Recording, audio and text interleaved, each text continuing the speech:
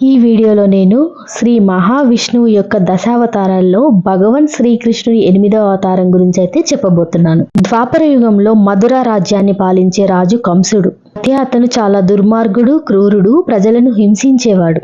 కంసుని అంతమొందించడానికి శ్రీ మహావిష్ణువే కృష్ణ అవతారంలో కంసుడి చెల్లి అయిన దేవకి దంపతులకు జన్మిస్తానని, ప్రజలను రక్షిస్తానని మాటిచ్చాడు.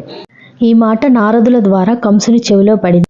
అయితే కంసుడు ఆ దంపతుల ఇద్దరిని జైల్లో బంధించాడు. వరుసగా జన్మించిన 7గురిని చంపుతూ వచ్చాడు.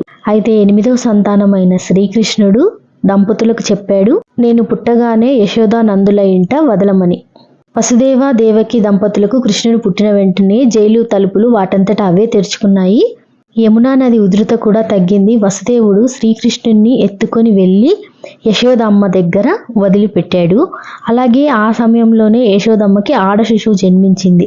అయితే ఆమెను చంపడానికి కంసుడు సిద్ధమైతే ఆమె ఎగిరిపోతూ ఈ మాట చెప్పింది, శ్రీకృష్ణుడు గోకుల వనంలో ఉన్నాడని. కంసుడి ఆహ్వానం మీద కృష్ణుడు మధురకు వచ్చాడు. అక్కడ రాక్షసులను మొందించి చివరికి కంసుడిని హతమార్చాడు.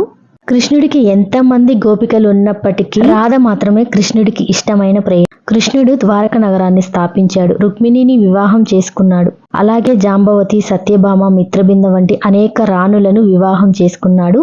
ఆయన 16,000 మంది రాణులతో కలిసి గృహస్థ జీవితం అంతేకాదు ద్రౌపది స్వయంవరంలో అర్జునుడిని గెలిపించాడు.